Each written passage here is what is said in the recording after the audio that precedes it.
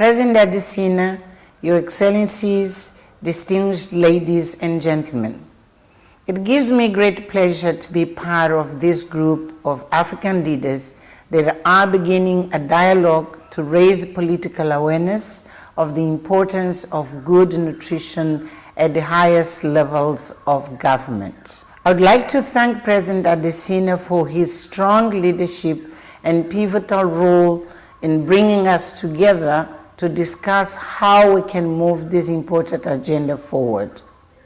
The reason why nutrition must be central to the development of human capital has been widely documented. Our challenge is how to translate the evidence provided by science into planning and implementation. The implementation that must take place requires resources, both human and financial.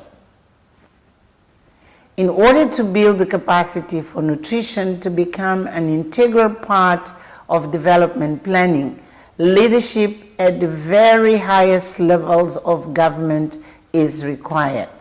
This is why we need a group like this to speak to heads of states and government, as well as those responsible for allocation of national resources, the ministers of finance, to persuade them of this imperative and support them to prioritize the inclusion of nutrition in their short, medium, and long-term development plans. Good nutrition means having enough diversified food for 365 days a year and consuming it properly.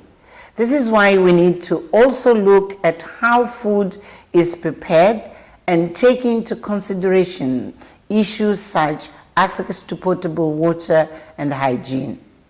Only when a multi-sectoral approach to ensure that enough nutritious food is on the plate of every pregnant woman, every child, every adolescent at the right time and is adequately retained by the body, can we say that we are addressing nutrition.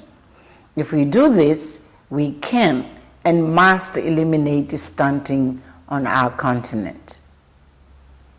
I'm ready to be part of the African leaders in nutrition champions and contribute in a modest way to ending malnutrition, particularly stunting, on the continent through the Graça Machel Trust, as an advocate of SDGs, and in my capacity as chair of the board of the Partnership for Maternal, Newborn, and Child Health.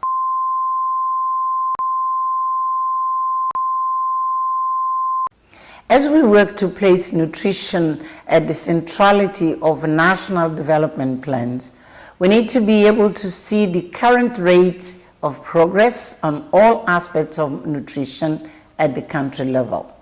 I'm therefore in support of a continental scorecard that can be used by civil society, governments, private sector, and other stakeholders for this purpose. Recognizing the complex and multi-sectoral nature of nutrition, such a scorecard should include both nutrition-specific indicators, such as stunting and exclusive breastfeeding, as well as nutrition-sensitive indicators, such as access to drinking water and improved hygiene. There should also be measures that provide an indication of the gender, policy, financing, and general governance environment for nutrition at the country level. I wish you well in your deliberations and look forward to working together to advance nutrition in Africa. I thank you.